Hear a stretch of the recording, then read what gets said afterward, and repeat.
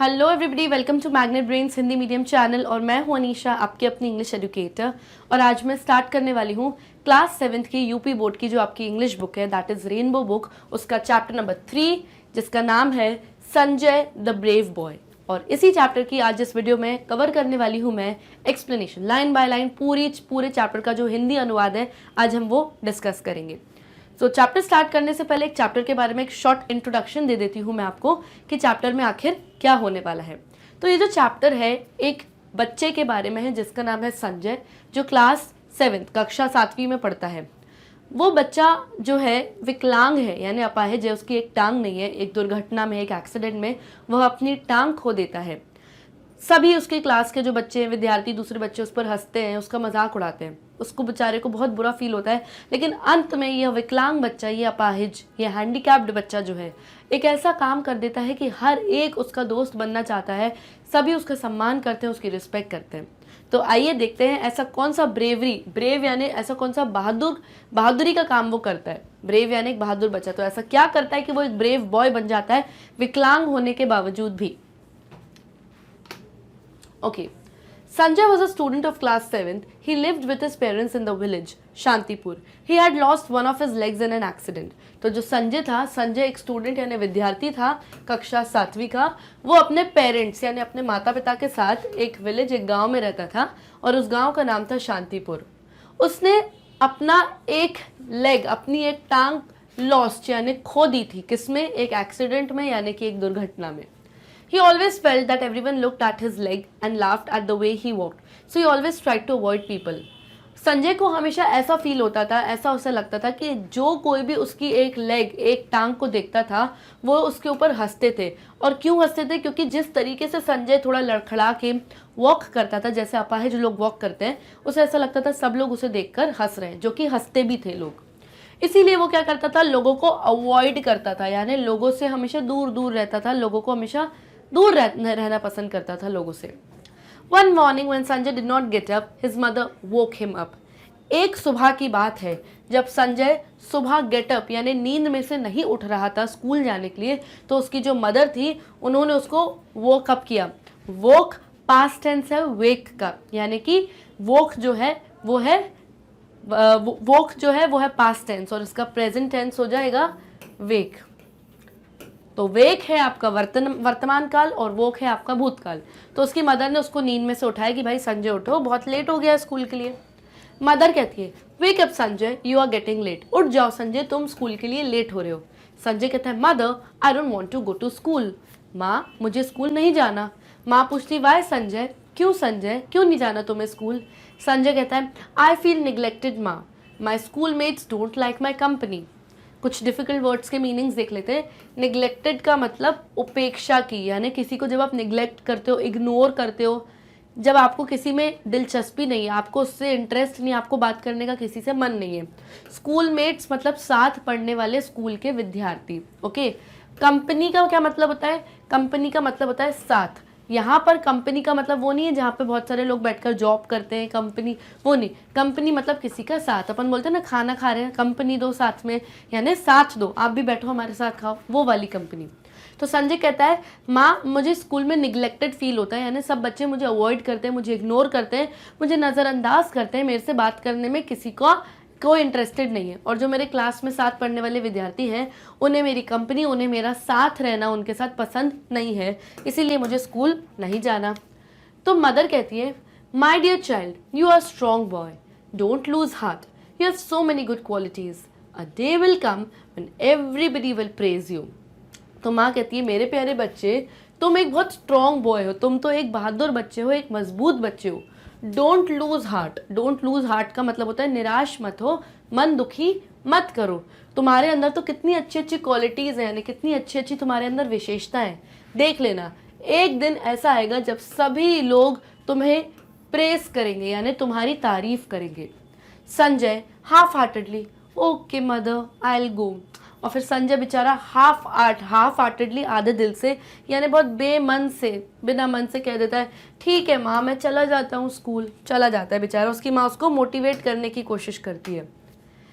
Sanjay walked slowly to the school. As he entered the school he tottered and fell down. अब संजय क्योंकि अपाहिज है वो स्लोली धीरे धीरे वॉक करके पैदल चल के स्कूल जाता है.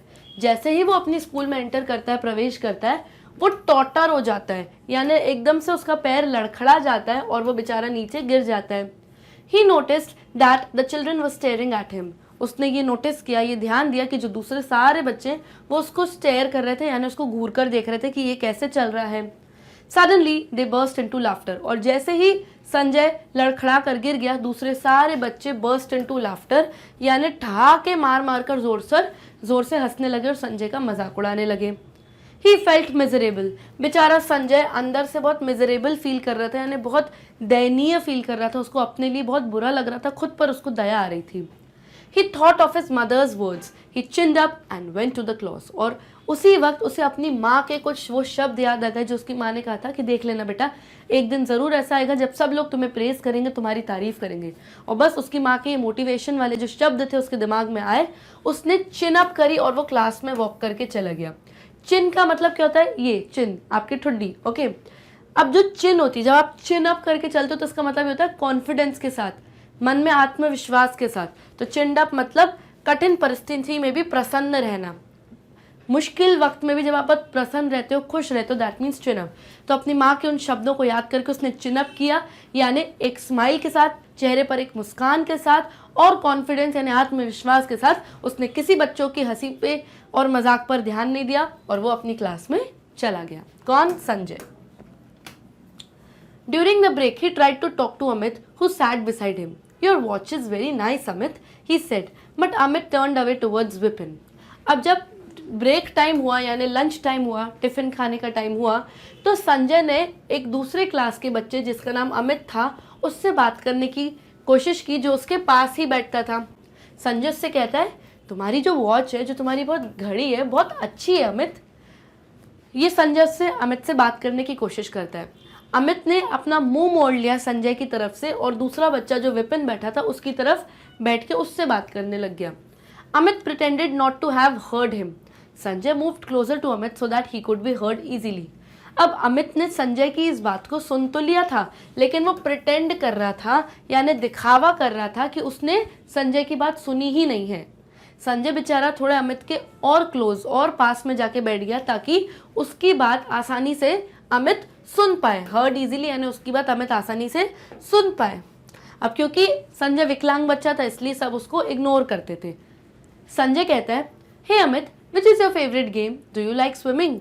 अब संजय फिर से बात करने की कोशिश करता है क्योंकि ये बेचारा भी तो अकेला है क्लास में, इसको फ्रेंड्स चाहिए.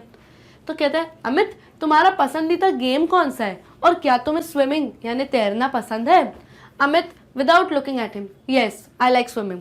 अब अमित उसकी तरफ देख भी नहीं रहा बेचारे संजय की तरफ और कहता है, हाँ मुझे पसंद है स्विमिंग, तैरना पसंद है. संजय कहता है, I also like swimming. Sanjay कहता है, मुझे भी तैरना बहुत पसंद है.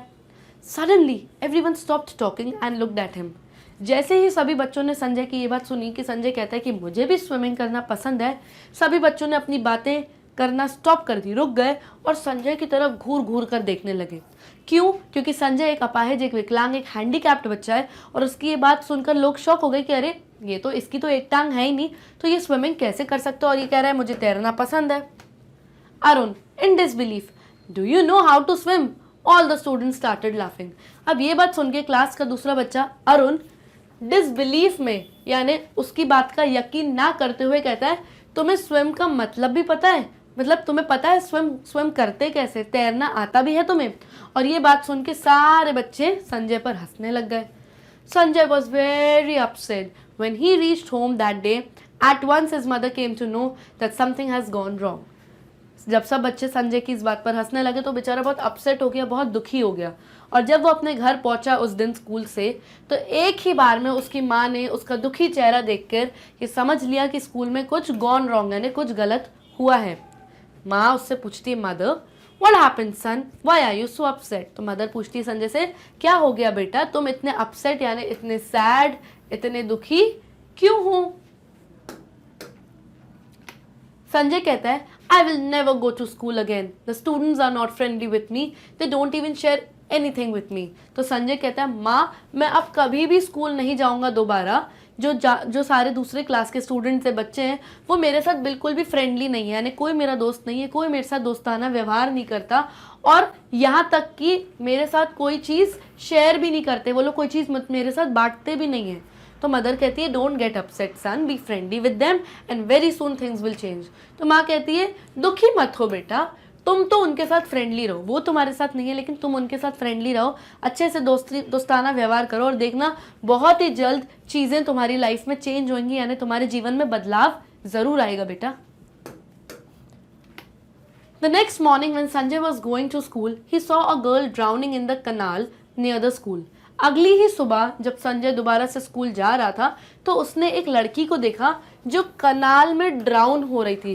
कनाल का मतलब नहर या नाला, इस टाइप का जो नहर या नाला होता है, यहाँ पे एक लड़की गिर गई थी और वहाँ पे वो ड्राउन हो रही थी, यानी डूब रही थी, लड़की पानी में डूब रही थी। और ये जो कनाल था, ये जो नाला था, ये स्कूल के पास ही था। He immediately offered his crutch to the girl. He held it. The flow of the water was rapid. Sanjay caught the hand of the girl tightly. Sanjay ने जब देखा कि लड़की कनाल में, नहर में डूब रही है, तो उसने इमीडिएटली, तुरंत ही उसको अपना क्रच दे दिया। क्रच यानी कि बैसाखी, जो अपाहिज लोगों के पास बैसाखी होती है जिसकी मदद से वो चलते हैं, उसने तुरंत अपनी बैसाखी उस लड़की को दे दी और उस लड़की ने उसको हेल्ड कर दिया, यानी होल्ड कर दिया, पकड़ लिया। अब जो पानी का बहाव था वो बहुत रैपिड था, यानी बहुत ही तेज था। संजय ने उस लड़की का जो हाथ है वो टाइटली पकड़ लिया, यानी संजय ने एक हाथ से उसको बैसाखी दे रखी थी अपनी, और एक दूसरे हाथ से उस लड़की का हाथ थाम के रखा था ताकि वो पानी में ना डूब जाए। After trying hard he could pull her to the bank. और आफ्टर ट्राइंग हार्ड यानी बहुत मेहनत, बहुत मशक्कत के बाद संजय ने उसको पुल करा ऊपर, यानी ऊपर की तरफ खींचा, टू द बैंक। अब ये बैंक का मतलब क्या है? किनारा। ओके, बैंक का मतलब वो नहीं है जहाँ पे आप पैसा डिपॉजिट करते हो या अपना पैसा विड्रॉ करने जाते हो। बैंक का मतलब यहाँ पर है किनारा। तो संजय ने बहुत मेहनत मशक्कत से उसको खींचा, पुल किया और किनारे तक लेकर आया। Sanjay was astonished when he saw the face of the girl he rescued. जैसे ही संजय ने उस लड़की के चेहरे को देखा तो वो एस्टोनिश हो गया। एस्टोनिश यानी आश्चर्यचकित हो गया, बहुत चक्का हो गया जब संजय ने देखा कि ये लड़की को मैंने रेस्क्यू किया है, इसी लड़की को मैंने बचाया है। तो जब उस बचाई हुई लड़की का उसने चेहरा देखा तो वो बहुत चक्का हो गया लड़की को देखकर। She was Amit sister Rita. वो लड़की और कोई नहीं बल्कि उसके क्लास में पढ़ने वाले लड़के अमित की बहन रीटा थी।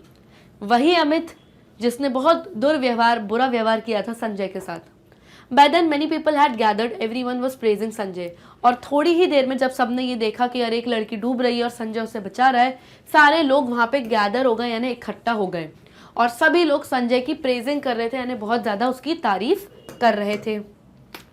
The next day when he reached the school, the students were standing in a queue and were clapping for him. अगले दिन की बात है, जब संजय स्कूल पहुंचा तो जो सारे स्टूडेंट्स थे, स्कूल के विद्यार्थी थे, वो एक क्यू यानी एक कतार, एक लाइन में सब खड़े हुए थे और सभी लोग संजय की क्लैपिंग कर रहे थे, तालियां बजा रहे थे संजय के लिए। Every student wanted to talk and shake hands with him. Meanwhile Amit came to him and said. सारे ही बच्चे स्कूल के अमित से बात करना चाहते थे और उससे हाथ मिलाना चाहते थे, उससे दोस्ती करना चाहते थे। और उसी दौरान अमित, जिसकी बहन को बचाया था संजय ने, अमित उसके पास आया और उससे कहता है, अमित कहता है I am sorry, please forgive me for my misbehaviour. तो अमित कहता है आई एम सॉरी संजय, मुझे माफ़ कर दो, मुझे फॉरगिव कर दो, यानी प्लीज़ मुझे माफ़ कर दो मेरे मिसबिहेवियर के लिए, यानी मेरे दुर्व्यवहार के लिए।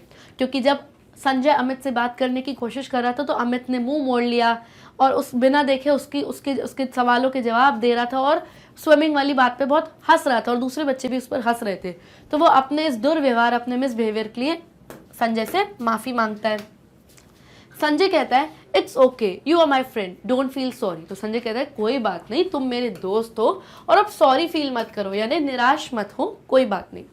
In the morning assembly, the principal of the school called Sanjay onto the stage. Sanjay stepped forward confidently onto the stage to accept the Bravery Award of the Year from the principal. Now Sanjay is everyone's favorite. और सुबह की जो morning assembly होती है, यानी प्रातःकाल की जो आपकी जो प्रार्थना की जो सभा होती है, उस वक्त जो स्कूल के जो प्रिंसिपल थे उन्होंने संजय को कहाँ बुलाया? स्टेज पर बुलाया, मंच पर बुलाया उन्होंने। संजय ने स्टेप फॉरवर्ड किया कॉन्फिडेंटली, यानी संजय स्टेज की तरफ अपने कदम बढ़ाकर आत्मविश्वास के साथ, बहुत कॉन्फिडेंस के साथ आगे बढ़ा स्टेज पर, मंच पर, और प्रिंसिपल द्वारा उसने क्या एक्सेप्ट किया, क्या स्वीकार किया? Bravery award. अब ब्रेवरी अवार्ड क्या होता है? यानी ये वो पुरस्कार होता है जो बहादुरी के लिए बहादुर लोगों को या बच्चों को दिया जाता है। ओके, तो क्योंकि संजय ने रीटा की बहन की जान बचाई, अपनी जान पल खेलकर उसकी जान बचाई, इसीलिए स्कूल के प्रिंसिपल ने उसको ये ब्रेवरी अवार्ड यानी कि बहादुरी का ये पुरस्कार दिया, और उसने बहुत ही आत्मविश्वास, कॉन्फिडेंस के साथ प्रिंसिपल का ये पुरस्कार एक्सेप्ट किया यानी स्वीकार किया। और हर साल एक ब्रेवरी अवार्ड वो देते हैं, और इस साल का जो ये ब्रेवरी अवार्ड था बहादुरी के लिए, ये संजय को ही गया। और अब संजय जो है सभी का फेवरेट हो गया है, सभी का पसंदीदा बच्चा हो गया है। पहले तो कोई उससे बात नहीं करता था, लेकिन आज सभी उसके दोस्त हैं और सभी मतलब सभी उसको पसंद करना चाहते हैं, उसका दोस्त बनना चाहते हैं। ओके, सो यहाँ पर चैप्टर खत्म होता है। चैप्टर में से हमें कुछ मैसेज, जो लेसन सीखने को मिलता है वो ये है कि विकलांग होना कोई बीमारी नहीं है। सबसे पहली चीज़, जो लोग उनका मजाक उड़ाते हैं उनसे बात नहीं करते। विकलांग लोग यानी हैंडीकैप लोग भी हम लोगों जैसे नॉर्मल लोग ही होते हैं। हमें तो बल्कि उनके साथ अच्छे से बिहेव करना चाहिए ताकि उनका आत्मविश्वास, उनका मनोबल और बढ़े। हमें फ्रेंडली रहना चाहिए। हमने संजय से ये सीखा कि भले आपके साथ बुरा लोग कर रहे हैं, आप उनके साथ अच्छा करते चलो, एक दिन भगवान आपके साथ ज़रूर अच्छा करेंगे। हमने माँ की पॉजिटिविटी भी देखी कि माँ ने अपने बच्चे को हमेशा पॉजिटिव रखा, हमेशा उसका मनोबल बढ़ाती रही, और हमेशा सदैव लोगों की मदद करते रहिए। देख लीजिएगा एक दिन आपके साथ ज़रूर से अच्छा होगा। Let's begin with our question number 1। Question 1, why did Sanjay always try to avoid people? जो संजय बच्चा है इस चैप्टर में, जो कि विकलांग है, अपाहिज है, वो हमेशा सारे लोगों को अवॉइड क्यों करता है? अवॉइड यानी लोगों से दूर क्यों भगता है? लोगों से दूर रहना उसको क्यों पसंद है? So the answer is, Sanjay always felt that everyone looked at his leg and laughed at the way he walked, so he tried to avoid people. Sanjay को हमेशा ऐसा फेल्ट यानी हमेशा ऐसा फील होता था कि सब लोग उसके ना एक टांग को देखते हैं, क्योंकि उसकी एक ही टांग थी और दूसरी टांग दुर्भाग्यवश एक दुर्घटना में, एक एक्सीडेंट में उसने खो दी। तो उसको लगता था कि जो सारे लोग हैं मेरी टांग को ही देखते रहते हैं और हमेशा बहुत ज़ोर ज़ोर से मेरे ऊपर हंसते हैं, मेरा मजाक उड़ाते हैं। क्यों उड़ाते हैं? क्योंकि वो देखते हैं मैं किस तरीके से वॉक करता हूँ, कैसे लड़खड़ा के चलता हूँ।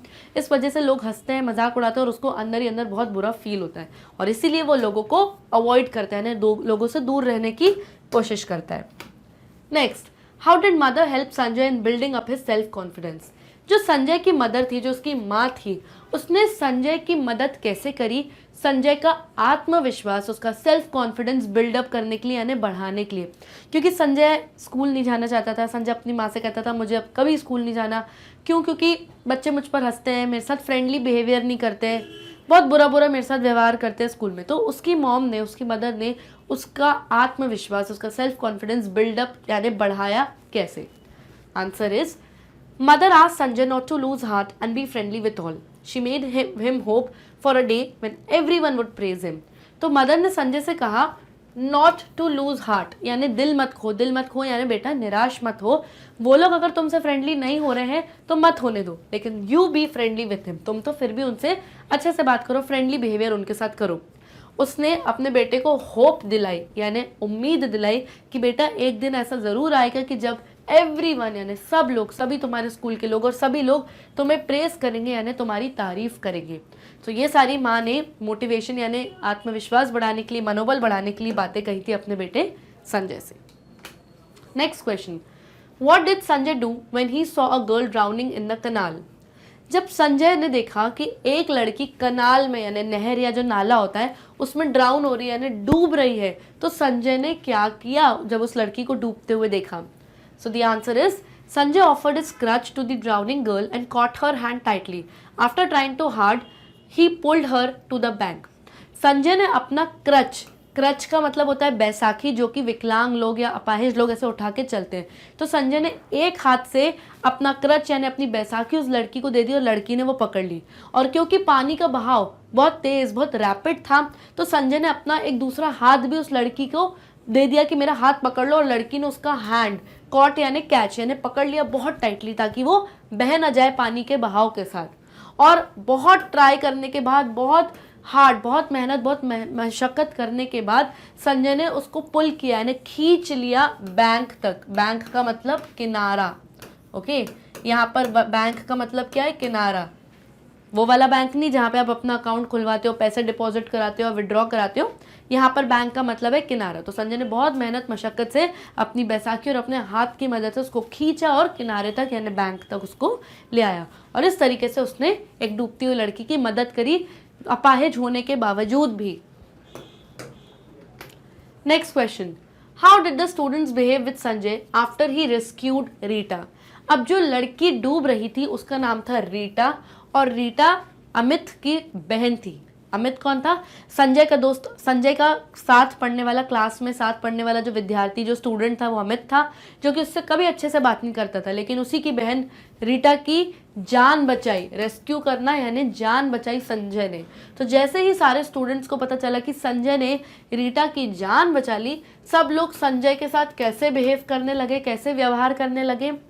Answer is The students stood in queue and clapped for him. Every student wanted to talk and shake hands with Sanjay. तो जब संजय स्कूल आया इस इंसिडेंट के बाद, तो उसने देखा कि जो सारे स्टूडेंट्स हैं वो क्यू में यानी एक कतार में, एक लाइन में खड़े हो गए हैं और उसके लिए क्लैपिंग कर रहे हैं, तालियां बजा रहे हैं और उसका सम्मान कर रहे हैं। हर एक स्कूल का बच्चा उससे टॉक यानी बात करना चाहता था, उससे हैंड्स शेक यानी हाथ मिलाना चाहता था, उसका दोस्त बनना चाहता था। वही सारे बच्चे जो हमेशा उस पर हंसते थे, उसका मजाक उड़ाते थे और उसके साथ कुछ बांटना नहीं चाहते थे, वही सारे बच्चे आज उसके फैन बन गए, जैसे उससे बात करना चाहते, दोस्ती करना चाहते। और संजय ने ये जो सम्मान है खुद प्राप्त किया अपने व्यवहार से। यहाँ तक कि स्कूल के प्रिंसिपल ने उसको ब्रेवरी अवार्ड यानी कि बहादुरी का पुरस्कार भी दिया। Exercises, who said these two whom। अब यहाँ पर कुछ लाइंस यानी कि कुछ चैप्टर के डायलॉग्स दिए हुए हैं, आपको बताना है ये चैप्टर में से जो डायलॉग है किसने किससे कहा। हु सेड टू whom यानी किसने किससे कहा। ओके, फर्स्ट वाला, यू आर गेटिंग लेट, तुम लेट हो रहे हो। तो ये जो बात है ये संजय की मदर ने संजय से बोली थी जब वो सुबह स्कूल के लिए नहीं उठ रहा था क्योंकि उसे स्कूल नहीं जाना था। तो who you are getting late यानी बेटा तुम लेट हो रहे हो स्कूल के लिए, ये बात कही थी mother to Sanjay, mother said to Sanjay. Okay, next, I will never go to school again, मैं कभी भी स्कूल दोबारा नहीं जाऊंगा। तो ये किसने कहा था, ये कहा था संजय ने अपनी माँ से। क्यों, क्योंकि स्कूल में बच्चे उसका मजाक उड़ाते हैं, उससे कुछ भी शेयर नहीं करते और उस पर हमेशा हंसते रहते हैं उसकी एक टांग ना होने की वजह से। ओके, तो ये कहा था Sanjay said to his mother, Sanjay to his mother. Next, please forgive me for my misbehaviour, please मुझे माफ कर दो मेरे मिसबिहेवियर के लिए यानी मेरे दुर्व्यवहार के लिए, मेरे बुरे बर्ताव के लिए। तो ये बात कही थी अमित ने संजय से। अमित जो था संजय की क्लास में ही उसके साथ पढ़ने वाला एक स्टूडेंट, एक विद्यार्थी था। और जब संजय ने अमित की बहन रीटा की जान बचाई तो उसको बहुत बुरा लगा अमित को, और अमित ने उससे कहा कि मैंने पहले तुम्हारे साथ इतना बुरा व्यवहार किया लेकिन फिर भी तुमने मेरी बहन रीटा की जान बचाई, उसको पानी में डूबने से बचाया। तो उसको बहुत शर्मिंदगी महसूस हुई अमित को, और उसने उससे कहा कि मुझे प्लीज़ फॉरगिव कर दो, मुझे माफ़ कर दो मेरे मिसबिहेवियर यानी मेरे बुरे बर्ताव के लिए। तो Amit said to Sanjay, Amit to Sanjay, Amit said to Sanjay, एक ही बात है। नेक्स्ट, वर्ड पावर के अंदर fill in the blanks with the words given in the box. अब आपके सामने यहाँ पर बॉक्स दिया है और बॉक्स में बहुत सारे वर्ड्स हैं, आपके सामने कुछ सेंटेंसेज हैं, सही वर्ड को सही बॉक्स में फिल करना है जहाँ उसका मीनिंग सही फिट हो। वर्ड्स को देख लेते हैं पहले जो बॉक्स में है। कॉन्फिडेंटली, कॉन्फिडेंटली यानी आत्मविश्वास के साथ, जब आप बहुत कॉन्फिडेंस फील करते हो। मिसबिहेवियर का मतलब बुरा बर्ताव यानी बैड बिहेवियर, जब आप किसी के साथ अच्छा व्यवहार नहीं करते हो। क्यू, क्यू का मतलब होता है लाइन या कतार। ओके, एस्टोनिश्ड यानी शॉक हो जाना, बहुत चक्का हो जाना, आश्चर्यचकित हो जाना। रेस्क्यूड यानी किसी की जान बचाना। ओके, अब सेंटेंसेस देख लेते हैं। The teacher does not like dash in the classroom, जो टीचर है उसको क्लासरूम में यानी कक्षा में डैश नहीं पसंद है। तो क्या नहीं पसंद, बुरा बर्ताव, बच्चों का एक दूसरे के साथ बुरा बर्ताव। तो misbehaviour, the teacher does not like misbehaviour in the classroom.